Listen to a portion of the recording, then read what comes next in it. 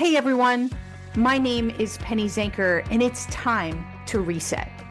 This podcast goes beyond just navigating change.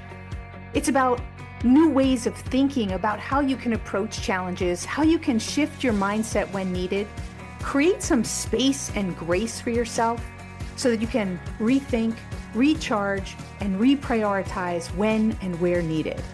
Are you ready to unlock your full potential?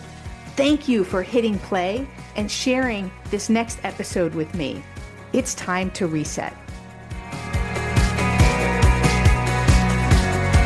Hello and welcome to Take Back Time. My name is Penny Zanker and I'm your host. And I'm super motivated, excited, and really inspired to bring you some of the best people to talk about how you can work smarter, not harder. I mean, we've all done it. We've been there. We've worked harder. And it's painful.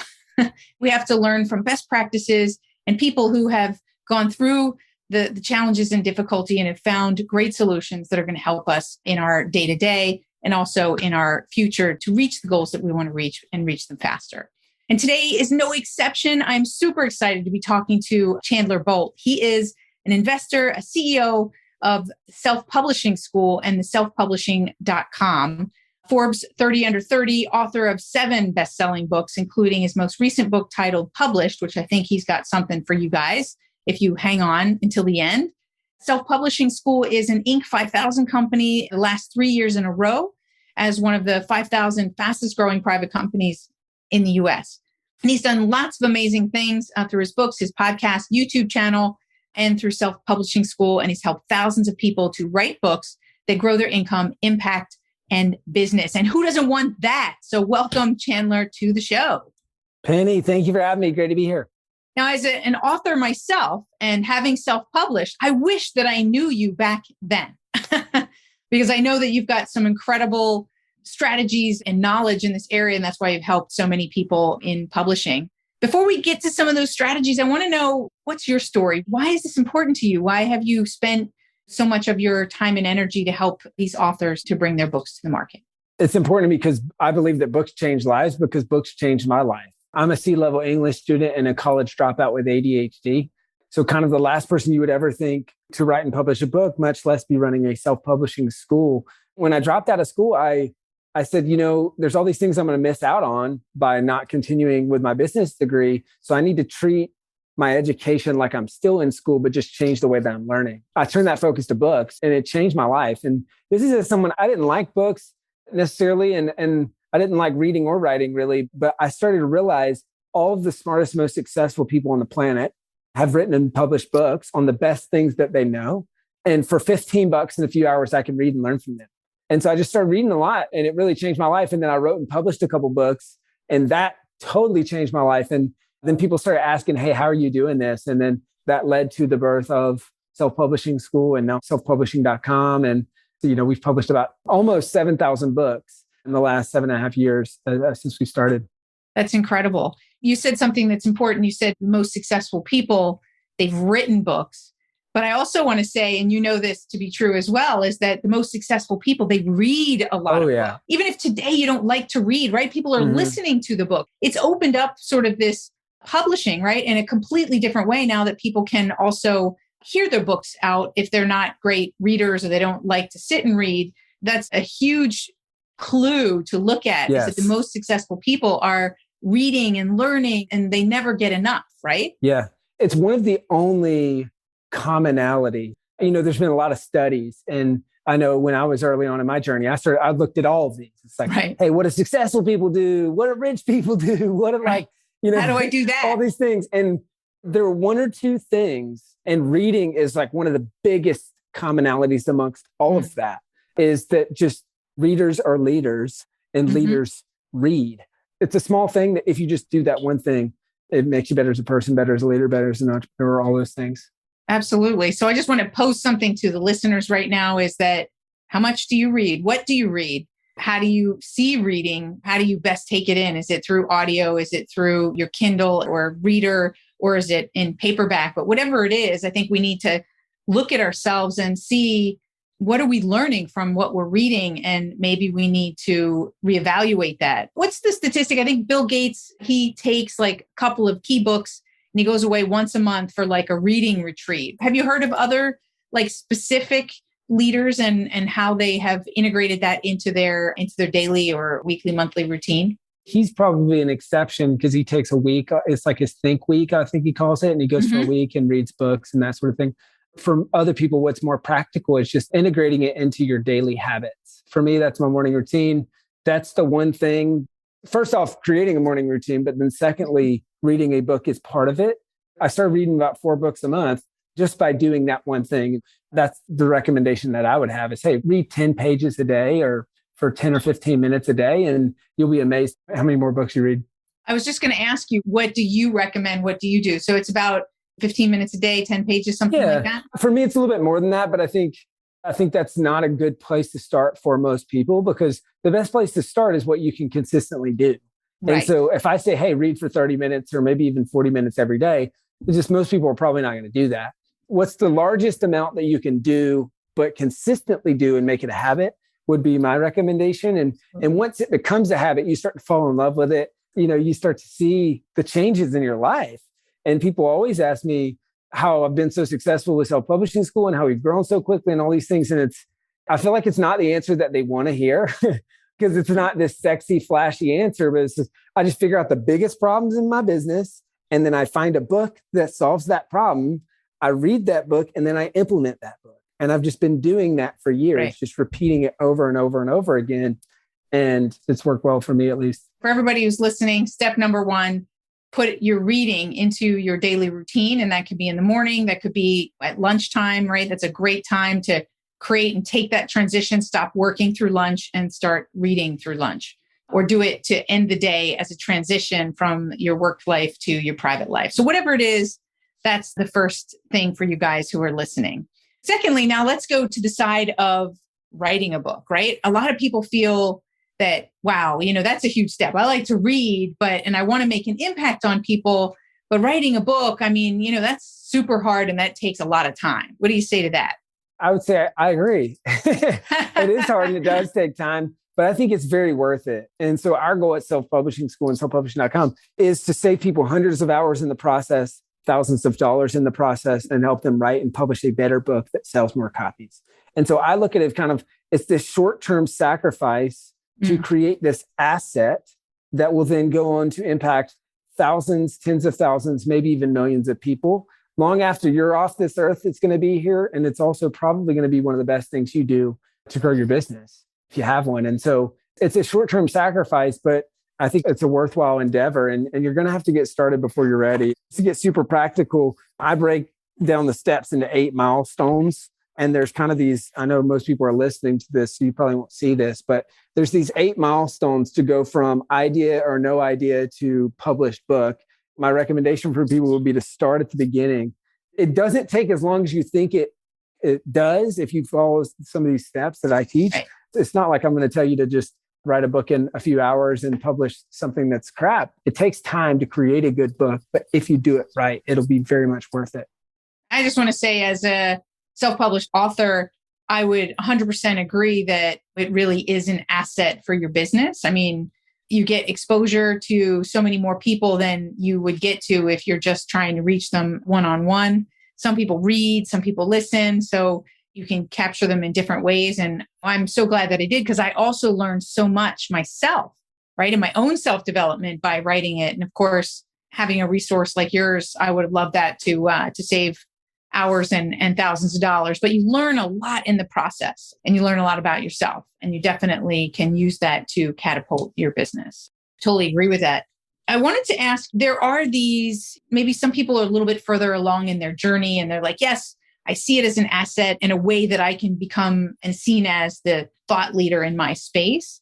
There's so many resources now out there, and not all these things are like the other ones. What do you think about these ideas that you can go away for a weekend and have your book written? How do you feel about that type of shortcut and we're going to get it done real quick? There's a lot of people that have glamorized the idea of being a best-selling author and all this stuff. And they've watered down the true meaning of it. Now, that being said, I'm a big fan of quick progress. If you choose to, you can get a rough draft done in as little as a weekend. We teach that. People can do it. And then similarly, or the flip side, kind of like saying the comparing Bill Gates' Think Week to consistent reading, some people would take what I call the 30-day rough draft challenge. I talk about this in my new book. I think it's possible, but that is a rough draft. And then you'll make that better. I'm a big fan of making quick progress on your book. And the reality is, whether you're traditionally published, self-published, most progress on a book happens in a series of months. It's either right before your manuscript deadline, if you're traditionally published, or, it's Parkinson's law. An object will swell to fill the container that you give it. That's where I think, you can make quick progress, but I'm not a big fan of publishing crappy books. And so I recommend, being diligent with it and making the book better, hiring a good editor. Like, there's all these things that will take it from rough draft to polished manuscript that will make for a much better book. I'm all about the shortcuts too, when those shortcuts make sense. That I think most people want to write a book, they want to make an impact. Talking out for a weekend, like you said, you can get a really good rough draft, but there's very little likelihood that what you're going to talk in is going to be publishable directly from that, right? So I think it's important that we set realistic expectations. So somebody who's diligent and is willing to follow the program, what kind of a time frame could they expect to go through these 8 steps that you talked about in your book? I would say as little as 90 days, and that's moving pretty quick. Now, that being said, though, for my new book published, I went from picking up the pen to publishing this book, I want to say 105 days. I had offsites, I had weddings. We've got 30 or 40 employees. We're scaling the company. Like, all this stuff is happening. And so I just wanted to prove that it can be done at the highest level. Definitely possible. But otherwise, I'd say plan on working on the book and going from 0 to published in about a year. And the great news is, even if you're on that time frame, you're still typically a year faster than any traditional published author, maybe even decades faster than doing it on your own. You need someone to hold you accountable, and then someone to hold you or to show you the process that's going to save a meaningful amount of time along the way. I was going to say 105 days, 90 days. That's probably for someone who's written a book before. When you're beginning something new, it always feels a little harder. It always takes a little bit longer as you're learning the ropes and things. As you learn it and you see, oh, this is a way I can do it easier and faster, it gets quick into that. I felt like I wrote it in a really quick time frame, and that was 6 months. It is possible in shorter time periods. It's getting the right team in place and then also having the time commitment. I like what you said earlier about consistency, right? The best place to start is with consistency. What would you say is like a consistent amount of time that people should spend on a daily or weekly basis to make the best progress in writing their book, if they were going to schedule it out? Yes. In the new book of kind of like this 30-day rough draft challenge, what I recommend is 2 30-minute sessions per day over the course of those 30 days. Now, before you start that 30-day challenge, you need to mind map and outline what you're going to write about. This is so important. It's going to make all of your writing go faster. This is part of, I call this the MORE writing method. MORE is an acronym. It stands for mind map, outline, rough draft, editing. These are the first 4 steps in those 8 steps or 8 milestones that I talked about to publishing a book. And before the 30-day rough challenge, you mind map and outline the book. Then you create your goals for the 30 days. So maybe you've got a goal of, I want to write 15 chapters. Or maybe the goal is, I want to write 30,000 words. And that's going to be 1,000 words a day, which 30,000 words it's a short length book. Daily over the 30 days, what I recommend is 2 30-minute sessions per day, and then screenshotting your word count every day and posting that for some public accountability. You've got kind of people following along. The bonus to that is not only is it public accountability, but you're also building interest in this book. Yeah, you're getting some marketing in. Exactly. Absolutely. And people like to feel a part of the creation. I find that that's a really smart way for people to engage people and get more and more people engaged, or take a piece of it or some quotes, maybe build some more around it. So I think that's a really smart way to build your audience. Maybe one of the most important pieces of this challenge is there's this book called The Power of Habit. Charles Duhigg talks about habit loops, and a habit loop is cue, routine, reward. The good news is that when you discover any habit, it could be a bad habit, and you want to change it, you recognize the cue, you change the habit, and then you reward that change in habit. That's what I encourage people to do as part of this 30-day rough draft challenge is have your cue, routine, but then the most important thing I think is the reward. Daily, when you hit those 2 30-minute writing blocks, have a reward for it. For me, it's chocolate or ice cream, but something that says, hey, congratulations, you did it. So you have something to look forward to on the other side of that daily habit that you're trying to build. It sounds like this book is packed with great information. And like you said, somebody could buy that for whatever it is, $15, $20, and right there have the map for success. Yes. And then, of course, they have the possibility to use all the resources that you have online, which is immense. Yeah, that's the goal. That's awesome. I love it. What do you think is the biggest challenge that people face? What's the fall down point that most people don't stay consistent, don't continue on their process and get lost? Yeah, I'd say there's 3 big challenges. Number 1 is never starting. So many people, they write a book on the maybe someday list, the maybe next year list. Right. And maybe next year becomes maybe never. And they just never even start. That's one of the biggest ones. Then when they get started, the biggest challenge is getting their rough draft finished. We've worked with thousands of authors over the last 7 years plus. So we've got very meaningful data and just we just see it over and over and over again. And the common place, because we track this very well, is the rough draft. And if someone finishes their rough draft, they start to see the light at the end of the tunnel. They start to believe that this is possible. Those folks are exponentially more successful or more likely to be successful. And then if they don't, it's this bad idea. Why did I even think about doing this? I'm never going to finish. Like we kind of spiral into this doom loop. That's the second big challenge that stops people. And I think the third, which I actually think this is the hardest part. It can't be the hardest part because most people don't make it there. It's the editing process, and it's reading the draft that you wrote for the first time because you just think it sucks. You're like, oh my gosh, I'm an idiot. Why this book sucks? I suck.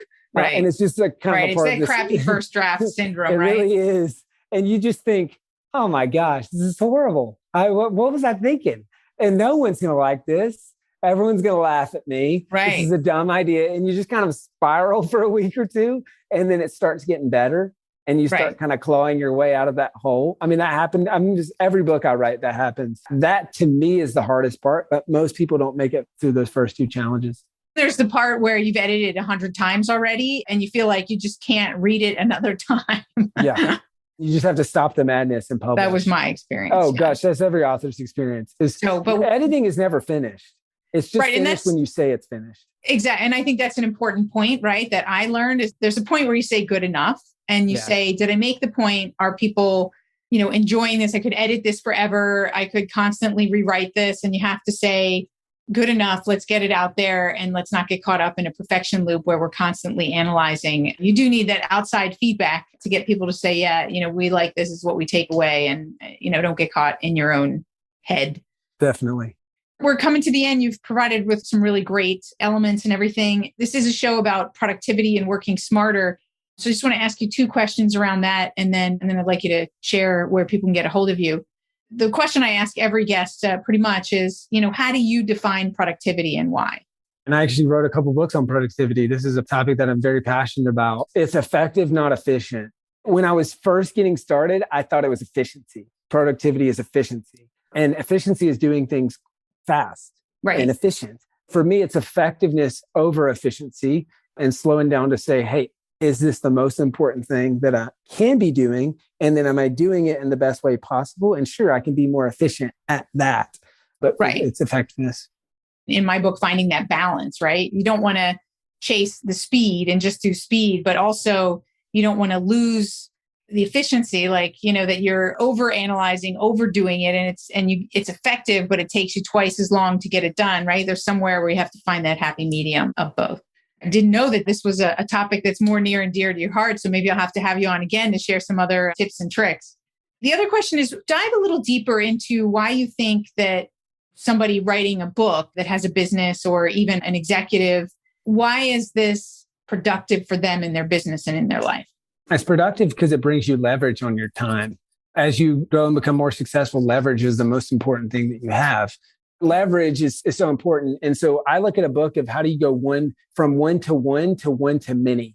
And so if you find yourself repeating yourself, having broken record conversations, saying the same thing over and over and over again, the best way to stop talking about that thing is to write a book on it and then point to that book. And that book brings you leverage. That book brings in customers for your business. It brings in income. It's an asset that 3 years from now on a random month could bring in $100 in royalties. And that's true passive income. Like, sure, you're not going to get rich off of this book. It's an asset that just keeps bringing things back. It comes in other ways, right? Yes. So at least that's been my experience. Yes. I'm not chicken soup for the soul, but people read the book and then they hire me as their executive coach, or they hire me to come and speak in their organization.